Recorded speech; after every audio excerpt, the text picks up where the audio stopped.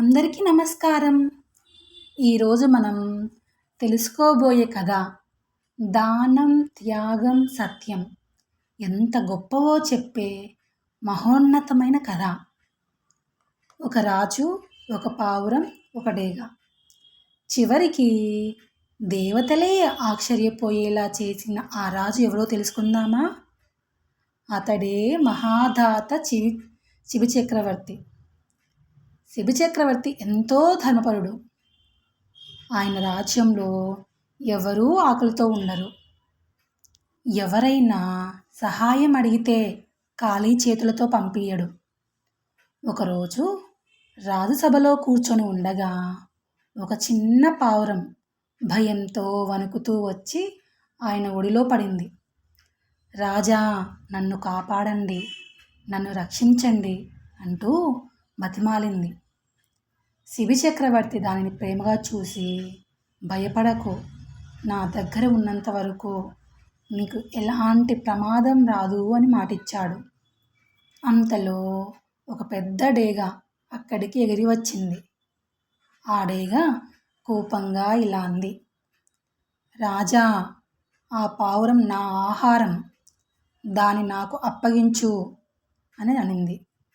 అప్పుడు శిబి చక్రవర్తి ప్రశాంతంగా ఇలా అన్నాడు, నేను దీనికి రక్షణ ఇస్తాను అని మాటిచ్చాను.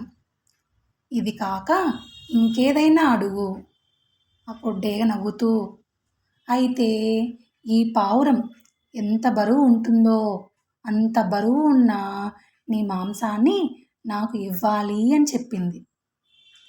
రాజు వెంటనే అంగీకరించాడు. త్రాసు తెప్పించాడు. ఒక పళ్ళెంలో పావురాన్ని పెట్టారు. మరో పళ్ళెంలో శిబి చక్రవర్తి తన తొడ మాంసాన్ని కోసి పెట్టాడు. కానీ ఆశ్చర్యం, ఎంత మాంసం పెట్టినా పావురం బరువుతో సమానం కాలేదు. రాజు మరింత మాంసం కోసి పెట్టాడు. అయినా త్రాసు సమం కాలేదు.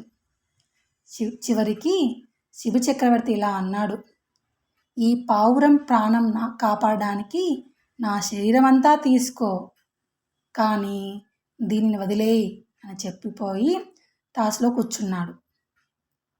అంతే, వెంటనే ఆ డేగ ప్రకాశవంతమైన రూపంలోకి మారింది. ఆ డేగ ఇంద్రుడు, పావురం అగ్నిదేవుడు. శిబి చక్రవర్తి ఆశ్చర్యంతో వారిని చూశాడు. ఇంద్రుడు చిరునవ్వుతో ఇలా అన్నాడు, మహారాజా, నీ దానగుణం, త్యాగగుణం నిజమా కాదా అని తెలుసుకోవడానికి మేము పరీక్షించాము. ఈ పరీక్షలో నీవే గెలిచావు. అగ్నిదేవుడు కూడా ఇలా అన్నాడు, నీ పేరు ఈ భూమిపై చిరస్థాయిగా నిలిచిపోతుంది అని ఆశీర్వదించి అదృశ్యమయ్యారు.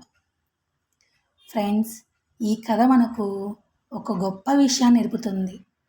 నిజమైన త్యాగం ఎప్పుడూ వృధా కాదు. సత్యం, ధర్మం చివరికి తప్పకుండా గెలుస్తాయి.